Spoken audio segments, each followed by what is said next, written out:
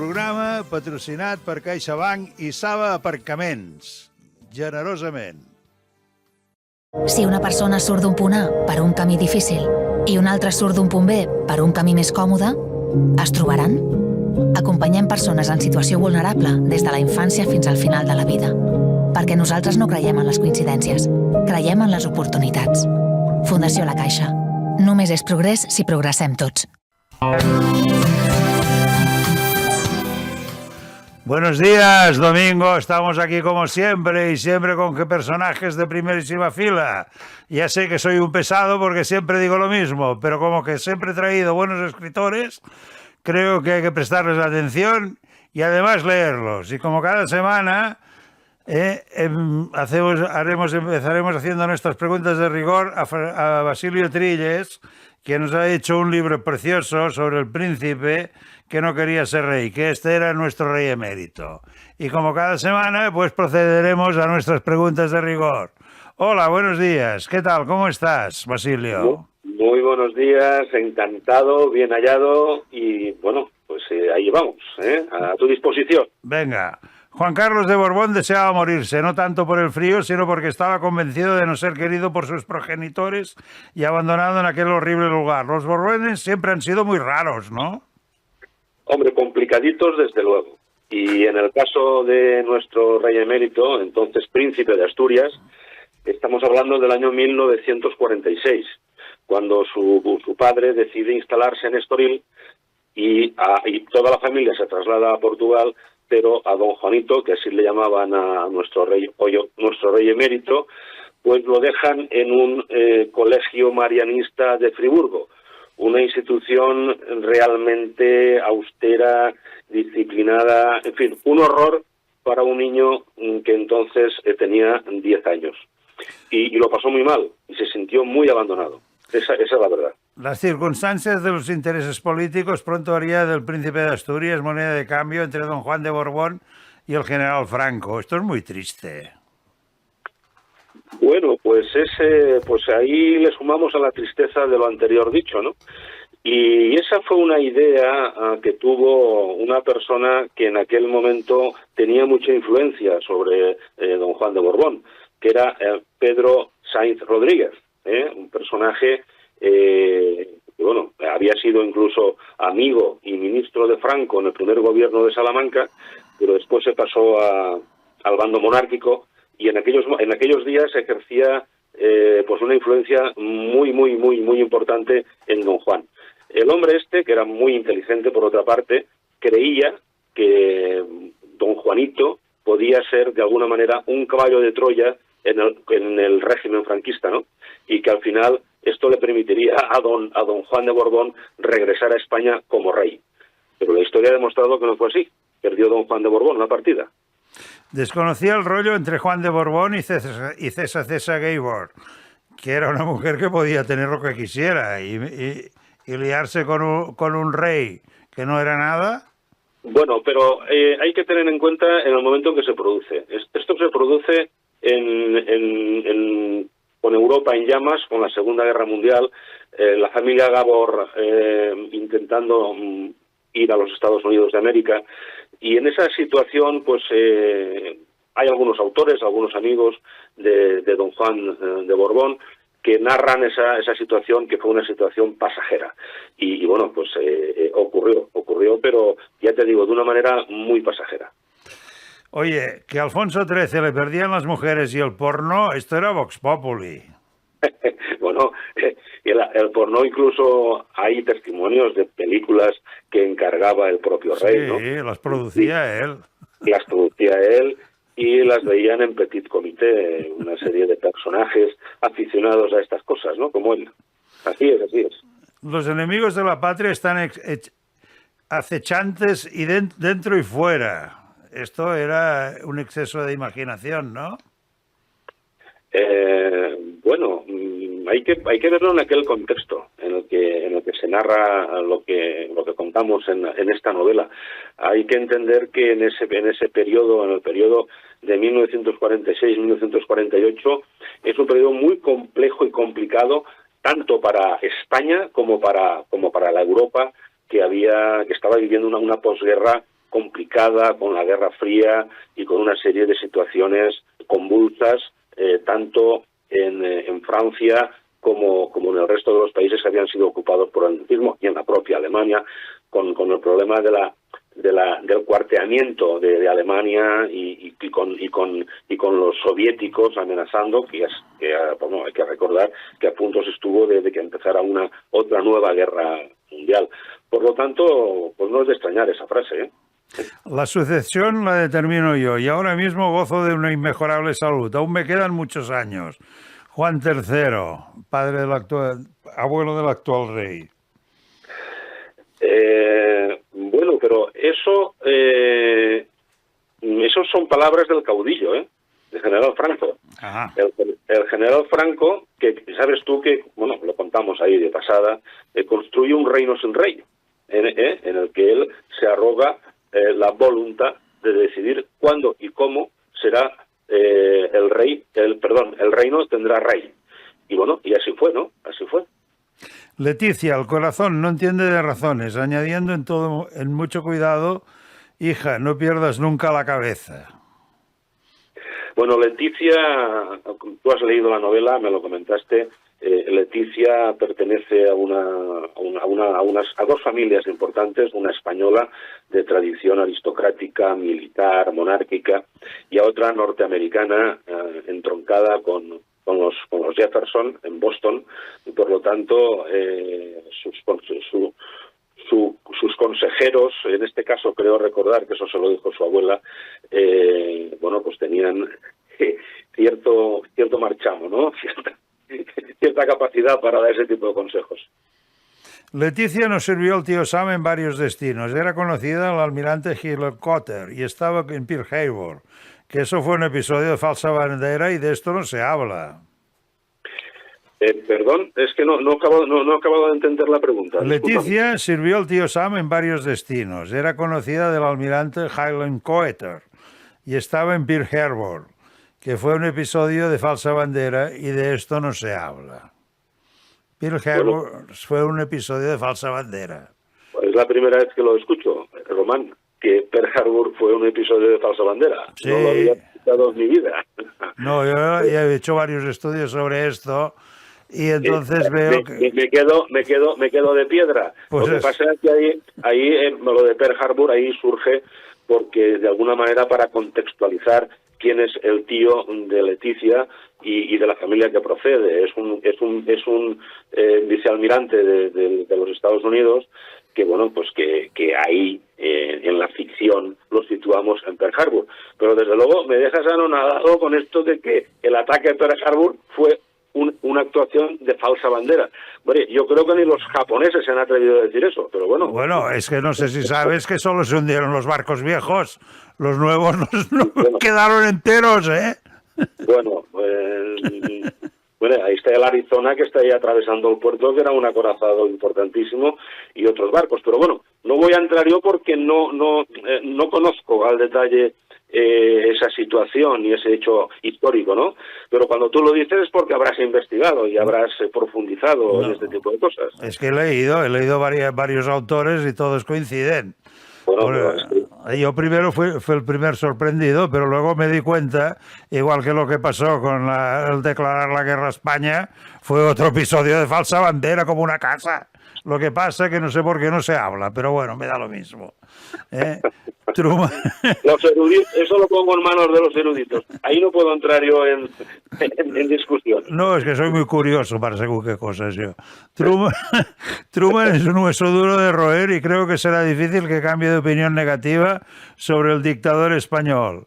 Ellos los imponían en Sudamérica. Aquí les salió gratis, pero en Sudamérica los ponían ellos. Pero claro, es que entre otras cosas Truman era judío, si no recuerdo mal, y Truman, pues en fin, lo que pasa es que también se hacía un doble juego, porque una cosa es lo que decían los americanos de cara a la galería y después lo que les interesó. Como todos sabemos, Franco se murió en la cama. ¿Por qué se murió en la cama?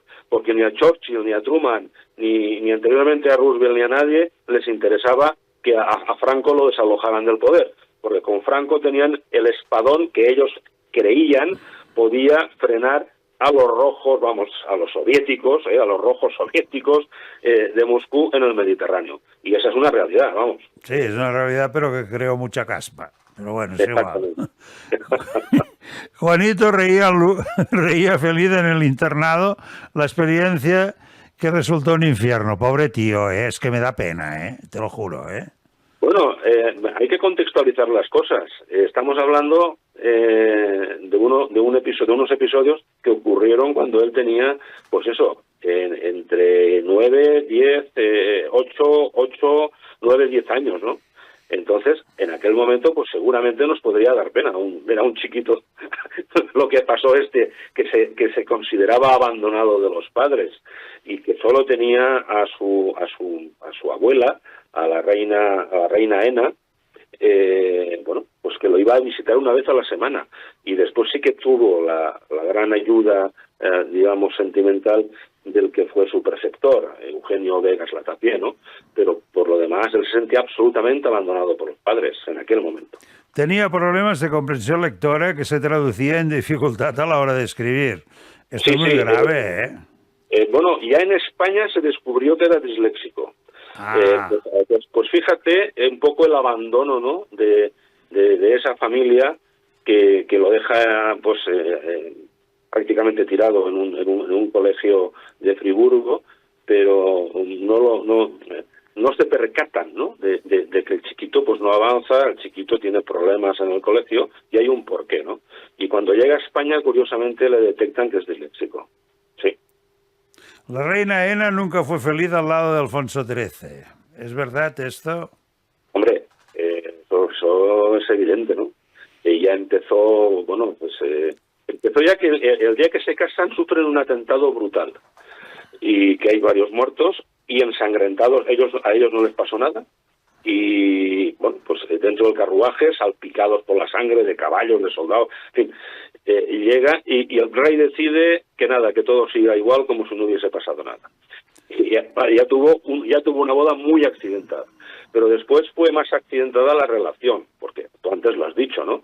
No solo que se dedicaba a producir películas porno, es que además tenía una gran afición pues a las señoras de moral distraída, ¿no? Como entonces se denominaba a la prostitución y aparte que, bueno, pues se prodigaba también con amantes fijas. Evidentemente la reina Ena fue muy desgraciada con muy desgraciada. Don Juan estaba consiguiendo que su hijo fuera un infeliz muy infeliz y es difícil esto para Juan Carlos. Por cierto, ¿quién pagaba el colegio porque los Borbones eran pobres? Esto era sabido, bueno, Sí, te tengo que decir que ellos no tenían muy pocos recursos, pero sí que es cierto que había una cohorte monárquica que se encargaba de pagar pues todo porque ellos no tenían prácticamente un duro, ¿no?, como se decía en la época, no tienen prácticamente un duro, pero sí que había una serie de monárquicos importantes, gente de dinero, gente muy afín y muy fiel, que hicieron posible pues toda esta diáspora de Don Juan de Borbón a gastos pagados. Juanito, patroneado más bien por su padre, se me hace raro. Navegar no sabe todo el mundo, lo sé porque experiencia propia, porque yo soy marino, entre otras cosas, ¿no? Bueno, Don Juan de Borbón sabes que era marino, ¿eh? Juan sí, pero su hijo se me hace raro. Bueno, pero su hijo, es que, vamos a ver, vuelvo a lo de antes, hay que contextualizar, ¿eh? Entonces, cuando don Juanito tenía entre 8 y 10 años, pues tenía esa ensonación del mundo de la mar, porque lo había vivido con su padre. Otra cosa es que supiera coger un timón, ¿no? Pero bueno, ahí ya no voy a entrar. No, porque yo sé lo que es. Leticia, durante el tiempo pasado en Langley, había estudiado en detalle la relación entre don Juan de Borbón y el general Franco. Pues sí que tenía tiempo esta señora, ¿no? Bueno, es que así se lo ordenaron, ¿eh? Sí le pasaron los dosieres y le pasaron para que conociera esa situación un tanto particular y peculiar, entre Franco y don Juan de Borbón, que como he dicho antes, el gato a la hoja se lo llevó siempre Franco, ¿no? la desesperación de don Juan de Borbón. Purga de monárquicos había que aprovecharla. A veces sí, se hacen purgas, pero últimamente de monárquicos he visto muy pocas. Porque los tiempos cambian, no estamos en el año 48 ni en el año 47 ni en el 46, ¿no?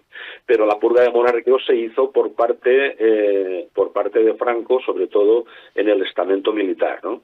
Porque ya sabes que ahí habían una serie de generales que entendían que el acuerdo al que se llegó en la finca de Pérez Tabernero en septiembre del año 36. Sí, lo tengo apuntado, sí.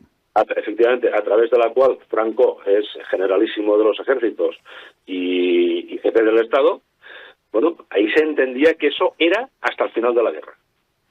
Bueno, pero no fue así. Sí. Pero no fue así. Entonces, los generales que lo habían apoyado, la mayoría, muchos monárquicos, pues no estaban de acuerdo. Y entonces, pues Franco se dedicó pues a ir depurando con su forma tan particular de depurar, ¿no? Esta gente.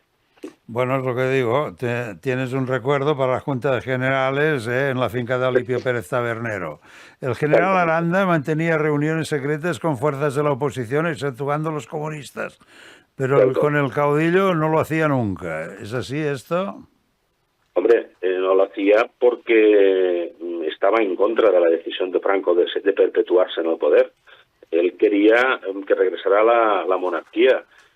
Hombre, este Aranda, que fue denominado el héroe de Asturias, el héroe de la guerra, y que lo ayudó mucho a Franco para ganar la guerra, como otros generales decisivos, este hombre en la posguerra llegó a pedir asilo en la embajada de los Estados Unidos. En fin, la situación era complicada entonces. El general Aranda le llamaban el señor del gran poder por las conexiones que tenía con la Iglesia, porque el obispo le confiaba la diócesis. Hombre, esto le pasó cuando estaba destinado en Melilla y al final todo el mundo se quería ir de vacaciones, tal y cual, y él se ofrecía, hasta que hubo una anécdota que el obispo le dice: mire, general, como yo también me tengo que ir, se hace este cargo de la diócesis. Y el bueno de Aranda aceptó. Es una anécdota que también hay que contextualizarla, ¿no? Leticia, por orden de la CIA, le hizo ocuparse de Dulles, que desde Suiza el máximo puesto de responsabilidad de la OSS en Suiza. ¿Esto es verdad o te lo imaginas? Bueno, vamos a ver. Leticia es un personaje de ficción, Leticia, ¿eh? Leticia es un personaje de ficción. Sí, le has puesto el nombre de la reina, pero bueno. Sí, bueno, son casualidades. Y Dulles, como mucha gente sabe, o bueno, algo que sabe, tenía una muy buena relación con don Juan de Borbón. Y de hecho, durante la Segunda Guerra Mundial, él estuvo predicando entre los aliados que era necesario desalojar a Franco. Tampoco Dulles se llevó el gato al agua. Ya. Dulles apoyaba la causa de don Juan de Borbón para encarnar la restauración monárquica en España tras desalojar a Franco del poder. Pero bueno, eso no se produjo. Se tuvo que morir. Lo acabo de comentar ahora. Él tenía muy buena relación con don Juan de Borbón y él estuvo durante la Segunda Guerra Mundial llevando los servicios secretos norteamericanos en Europa. Y ya sabes que años más tarde, fue director de la CIA. Pero en el momento en el que transcurre la novela todavía no es director de la CIA. El comandante Gutiérrez Mellado trabajó para la inteligencia de Franco. Esto yo no lo sabía, esto es verdad. Bueno, vamos a ver, Gutiérrez Mellado, evidentemente, pero ya empieza en la Guerra Civil Española. Gutiérrez Mellado fue un elemento clave del espionaje de Franco en el Madrid sitiado, lo que se llamó la quinta columna. Y a partir de ahí, Mellado, aunque era oficial de artillería, primero de su promoción, Mellado después continuó con los servicios secretos militares, sobre todo hasta que acabó la actividad del maquis en los Pirineos. Franco siempre ha tenido mucha suerte, es un tipo sorprendente, digno de estudio. El comandante sollozaba al servicio rechazado por la familia de Polo, porque la familia Polo no quería el comandantín. Esto es de sobra conocido. Sí, eso es de sobra conocido y mira, precisamente un personaje que hemos comentado antes, que Pedro Sainz Rodríguez, que era catedrático de la Universidad de Oviedo, se hizo amigo de Franco cuando Franco iba a cortejar a Carmen Polo a Oviedo y le llamaban el comandantín. Y entonces este Sainz Rodríguez, que es un soltero empedernido, decía: Paco, tú sé perseverante que al final lo conseguirás. Y eso lo cuenta Pedro Sainz en sus memorias, ¿no? Diciendo que los padres de ella le decían: ay, hija mía, es que este es un legionario, y un legionario es como un torero, en cualquier momento te lo pueden matar. Pero bueno, el tío duró, ¿eh? El tío duró. Don Juan dejó la estilográfica y decidió mesurarse 2 dedos de ginebra. Oye, tú le tenías una gran afición a la ginebra, lo dices varias veces a lo largo del libro, sobre todo al Bitfitter. A mí también me gusta, ¿eh? Y al whisky. También me gusta. Esto que al parecer venía ya un poco por genética, creo que lo cultivó más ya cuando estuvo en la Marina Real Inglesa, ¿no? En la Royal Navy. Y ahí, bueno, pues sí, esta era una de las cosas que caracterizaban a don Juan. Un buen bebedor. Leticia, nunca combatimos por la bandera, lo hicimos por la libertad en mayúsculas. Toma castaña, tú. ¿Lo ves así, tú? Bueno, pero ¿eso lo dice Leticia o se lo dice Amado Granell cuando está hablando con ella? Pues ahora no me acuerdo, espera que lo miro. Importante, no te preocupes. Eso se lo dice Amado Granell a Leticia cuando se encuentran por primera vez en la estación del tren de París, en la Gare Nord. ¿Y por qué? Porque Amado Granell es el oficial español que encabezó la liberación de París el 24 de agosto de 1944. Amado Granell Mesado, un tipo que nació en Burriana, provincia de Castellón, se crió en Valencia y bueno, pues hizo 3 guerras. Y al final fue él el que encabezó la unidad de la división Leclerc que liberó París.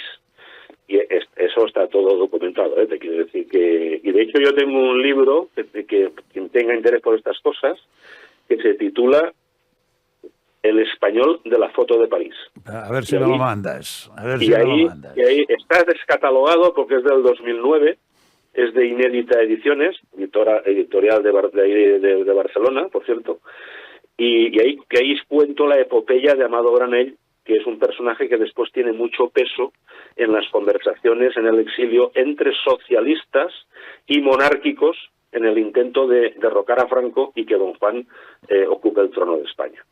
Muchos ciudadanos galos en aquellos años aún recientes vieron con buenos ojos el proyecto de la Gran Europa ansiado por Hitler, que ya la tenemos ahora, afortunadamente, pero sin sangre. Sí, y bueno, sin sangre y sin el nacionalsocialismo, ¿no? Ni los campos de concentración.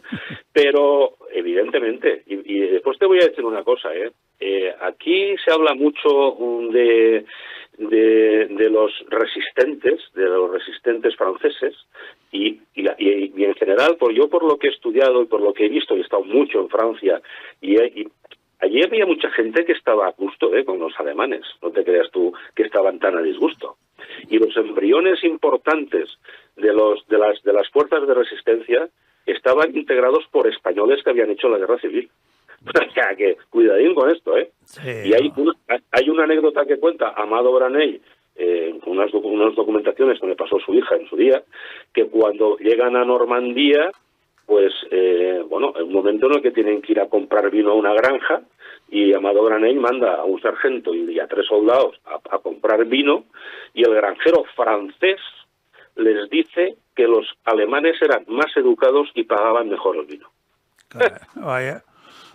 Estados Unidos es pieza clave en el presente y en el futuro de los europeos. Siempre han sido ellos los que siempre nos han sacado las castañas del fuego. Pues, hombre, es así. En la Primera Guerra Mundial ya pasó. Y si no llega el ejército expedicionario americano, pues a ver qué pasa. Y después en la Segunda Guerra Mundial fue decisivo, ¿no? Fue decisivo el despliegue norteamericano. Sin el despliegue norteamericano, Normandía no habría sido posible. El desembarco de Italia tampoco habría sido posible, ni en la Provenza, y bueno, veríamos lo que habría pasado. Los norteamericanos los podremos criticar por muchas cosas, pero en 2 ocasiones, históricamente, han salvado a Europa. León de Grell habla siempre del amor fraternal y era un nazi como la copa de un pino, ¿eh? Hombre, claro, pero es que todos estos, los nazis también hablan de amor fraternal y de igualdad. También lo hablaba Stalin, ¿no? Te quiero decir que todo este tipo de gente extremada, pues también tiene esas cosas que no deben engañar, ni deben embaucar. Por cierto, de Grell acabó en España, como sí, vivía aquí, en Terrassa, me parece. Y con el Otto Skorzeny, que también era otro nazi. Quien resiste vence, Pacón. Nuestro pueblo es un magnífico heredero de los caudillos y conquistadores. Sí, de esto sabemos algo, ¿no? Hombre, esa dialéctica del franquismo, pues supo calar, ¿no? Y Franco, si tenía algo, es que era un resistente a ultranza. Desde pequeñito, que era un resistente. Y bueno, y así es, el que resiste vence, Pacón. Paco le decía a su primo, ¿no? A Pacón. Y así fue. Esa fórmula de Franco le fue bien siempre.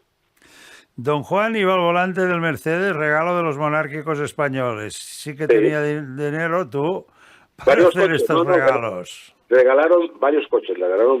Como te he dicho antes, él vivía prácticamente gracias a las aportaciones de los monárquicos. Sí, pero oye, ¿tú sabes lo que valía un Mercedes en aquellos años? Bueno, pero es que para los monárquicos este señor era Juan III, el rey de España en el exilio, ¿sabes? Entonces, claro, había que vestir bien al rey de España en el exilio. Con su dinero lo pagaban, claro. Ya. Hablas de un público unido por su amor al fado, con lo pesado que es. No sé cómo ha gustado tanto ahora en España, tú. Ahora a la gente le encanta el fado y yo lo encuentro pesadísimo, tú. Bueno, pero también hay que ver, porque la gente cuando lea ese capítulo sabrá por qué se escribe eso, en el contexto que se escribe, en la situación, en el garito en el que está el fado y qué ocurre en ese garito con el fado como música de fondo, ¿no?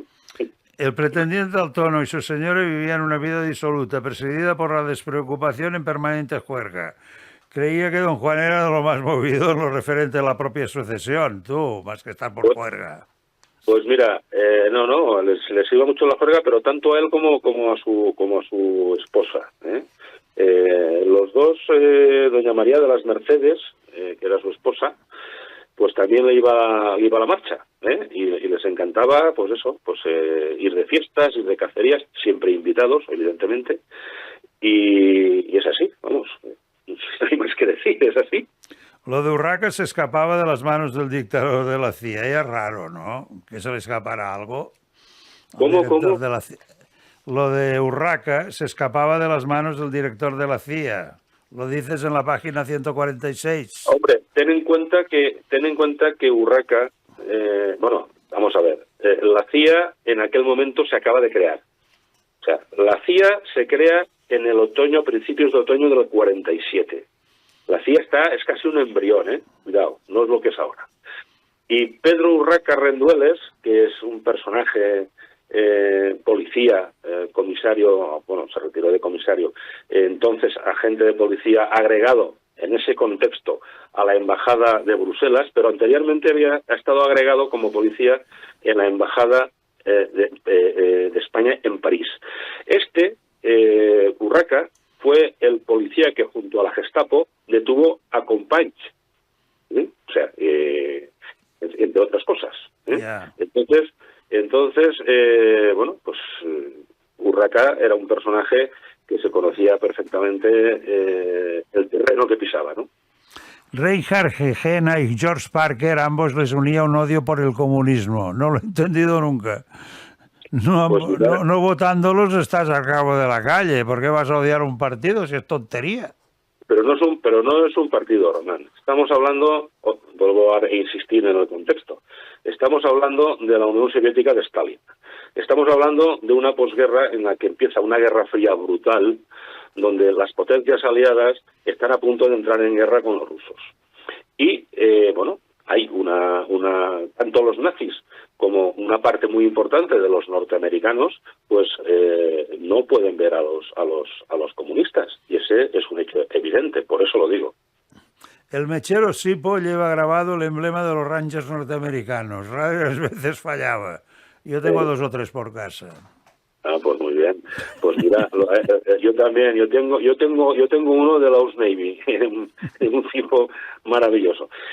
Bueno, pues sí, era un poco, vamos a ver, los Rangers, como sabes, los Rangers fueron los que tomaron una parte de Normandía más complicada, que era la Punta de Oc, que la tuvieron que subir a cuerda. Esa es una de las gestas de los Rangers que después han siempre pues aireado, ¿no?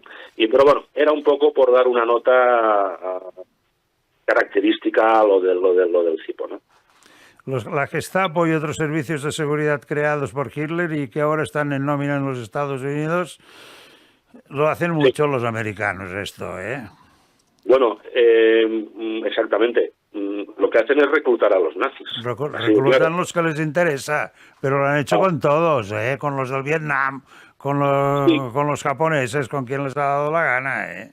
Efectivamente, pero en ese momento tan complicado del final de la Segunda Guerra Mundial, lo que hacen es fichar a un general, se llama Heller, general Heller, que es un tipo que había sido el jefe de los servicios de espionaje en el frente del Este, en el frente ruso. Y a este tío pues lo dotan de todo y tiene en paralelo una red de espionaje que trabaja para los servicios norteamericanos, que después esa red de espionaje se va a convertir en los servicios secretos legales de la República Federal Alemana.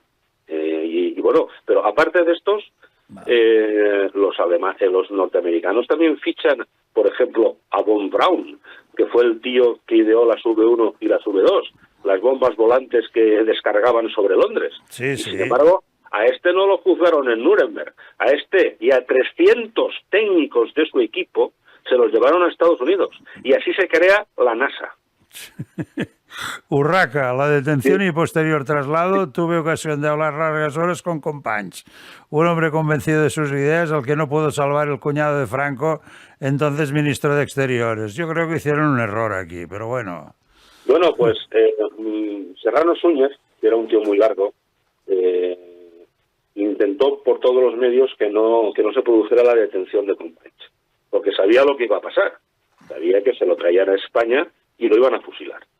Pero, según dice Rendueles en sus notas y en sus escritos, pudo más el entonces director general de seguridad, el conde de Mayalde, y convenció a Franco, a espaldas de su cuñado, Ramón Serrano Suñer, y lamentablemente pues detuvieron a Luis Companys. Y la historia, pues ya todos sabemos lo que pasó, ¿no? Las lágrimas recorrían el imberbe rostro de aquel niño de 10 años que se sentía amargamente abandonado y torturado por el rigor y la disciplina que no conseguían asimilar. Esto bueno, aún dura aquí, ¿eh? Bueno, pero es que yo creo que después esta niñez de Juan Carlos I la llevó siempre encima como una losa este hombre, y esto ha marcado también de alguna manera, aunque el carácter, ya sabemos, ¿no?, el carácter Borbón como es, pero esto hizo mella en el entonces don Juan Carlos I, y ya te digo, él se sintió súper abandonado por la familia, no se sentía querido, y pasó unos años duros, sobre todo por el carácter que él tenía, que era un tipo extrovertido, campechano, y claro, se sentía abandonado por sus padres. Un Borbón no llora nunca en la cama. Pensad en este sacrificio que lo hacéis por España y veréis cómo os cambia el ánimo. Caramba, y eran franceses, tú. Sí, pero eso era, bueno, sí, eso se lo decía a su padre, porque también se lo había dicho a él su padre, y a su padre se lo había dicho a su padre, etcétera. Los Borbones pues decían estas cosas, pero la realidad es la que es. Amado Granell era de la buena fe y el romanticismo en el anhelo de devolver las libertades a España. Somiaba truites, ¿no? Aleshores, como decimos en Cataluña. Sí, bueno, Amado Granell ya te he dicho antes, ¿no?, que ahí tengo yo una novela de 500 páginas dedicada a la epopeya de Amado Granell, un personaje muy interesante, muy interesante. Este fue el oficial que liberó París y después se dedicó en el exilio a intentar derrocar a Franco y que volviera don Juan de Borbón. Es un, vamos, que lo que quería era eso, que luchar contra Franco, pero no de forma armada, porque Amado Granell, cuando acaba la guerra, no quiso aceptar la condición de comandante profesional del ejército francés porque tenía que renunciar a la nacionalidad española. Y le dijo a De Gaulle, mi general, Francia es mi novia, pero España es mi madre. O sea, un tipo absolutamente romántico y consecuente con su pensamiento, ¿no? Y además íntegro. Exactamente. La corona es un símbolo respetable y no un aborrecible chirimbolo, caray, tú. Bueno, eso pues, en aquel momento había que descender la corona como puede, por parte de los monárquicos, que lo tenían complicado. ¿La reina Ena quién era? La reina Ena era la madre de don Juan de Borbón. La reina Ena era Victoria Eugenia de Battenberg, la esposa, la viuda entonces ya, de Alfonso XIII. Leticia, después de muchos años, entendió que el pueblo español es de una pasta y la clase dirigente aprovecha la circunstancia para seguir manteniendo su interés. Ahora yo diría que esto ha cambiado, ¿no? Bueno, claro que ha cambiado. Claro, ten en cuenta que en aquellos años el índice, por ejemplo, de analfabetismo era brutal. Sí, yo no lo he entendido nunca con los periódicos que habían. Bueno, pues así, sí, y se vendían, que ahora no se vende ni uno. Y te lo dice un periodista con 42 años de profesión. Y así es. En fin, ha cambiado, por suerte sí ha cambiado, tanto que ha cambiado el país español. Tienes una fijación por Alipio Pérez Tabernero, lo nombras muchas veces. No, solo lo nombro una vez, ¿eh? No, lo nombras más. Te deben gustar los toros. A mí también, ¿eh? A mí también, ¿eh? No, bueno, no me avergüenzo. Verás que contamos también ahí una corrida de toros en Madrid con Luis Miguel Dominguín, ¿eh? Leticia, el sentimiento de cobaya o de tonta útil se iba acrecentando en su pensamiento de quien se siente manipulado en el epicentro del avispero. Toma castaña, ¿eh? Tú lo que pones aquí. No, pero ella lo tenía claro. Ella sabía que, como he dicho antes, están haciendo la CIA y a ella la cogen de conejillo de indias. Y la lanzan a una prueba sabiendo que conocía Europa con las relaciones que tenía, pero ella sabía que lo que iba a hacer, ese intento de sentarse con la reina Ena para plantearle una cosa que jamás habría asumido, era una misión imposible. La tenían de prueba y ella lo tenía asumido. Don Juan, la estrategia con Franco hizo muchas... hemos de entender que siempre estaba conspirando. Tú ya lo dices a lo largo de todo el libro. Don Juan no sabía estarse quieto. Bueno, pero conspirando tampoco el hombre, ¿eh? Este defendía su posición. Vamos a ver, él entendía, igual que otros muchos, entre militares y empresarios, y en fin, todos los monárquicos, entendían que quien debía estar al frente de España era don Juan de Borbón y no Franco, que él era el heredero legítimo de Alfonso XIII, que España era un reino, un reino que después vuelve a convertir Franco, pero sin rey, como he dicho anteriormente. En fin, una cosa un tanto kafkiana, pero que claro, don Juan de Borbón defendía su posicionamiento. A ver, los moros decían que Franco tiene baraca, ¿eh? Sí. Y Jorge Negrete, arrogancia y estilo. Explícanos esto. Pero son dos cosas diferentes. Sí, pero porque lo dices... Pero en dos contextos diferentes, en dos páginas diferentes. Porque sí. Lo de Franco es un poco... Franco tuvo varias heridas de muerte cuando estaba en la guerra de África, ascendió muy rápido por esos méritos. Y sabes tú que él se trajo a España cuando era caudillo la Guardia Mora, que eran todos combatientes del Rif y de la zona de Marruecos, y bueno, pues entre esa gente lo veían como un jefe distinguido que tiene baraca, ¿no? Que se salva, que está como ungido por la mano de Dios, ¿no? De alguna manera. Y después lo de Jorge Negrete, pues eso es una pincelada para también ponernos en contexto de cómo era el Madrid de 1948. cómo se vivía, bueno, cómo vivían unas clases y otras clases. Pero claro, las clases pudientes, pues ahí asistimos a una actuación de Jorge Negrete. Sí. Bueno, entonces estaba de moda entonces. Bueno, pues hasta aquí. Es una historia novelada de los inicios de la Casa Real. Leer El príncipe que no quería ser rey, de Basilio Trilles, Ediciones Almuzara. Es fantástico, lo recomiendo a todo el mundo. Es para todas las lecturas y no debería faltar en ninguna biblioteca. Bueno, pues ya está. Pues muchas gracias, y que sepan también que está escrito en forma de thriller, que hemos hablado de cosas que parecen a lo mejor áridas, pero que la lectura, tú lo has podido comprobar, es una lectura ágil y buscada a entretener, no, al lector. Si una persona surt d'un punt A per un camí difícil i una altra surt d'un punt B per un camí més còmode, es trobaran? Acompanyem persones en situació vulnerable des de la infància fins al final de la vida. Perquè nosaltres no creiem en les coincidències, creiem en les oportunitats. Fundació La Caixa. Només és progrés si progressem tots.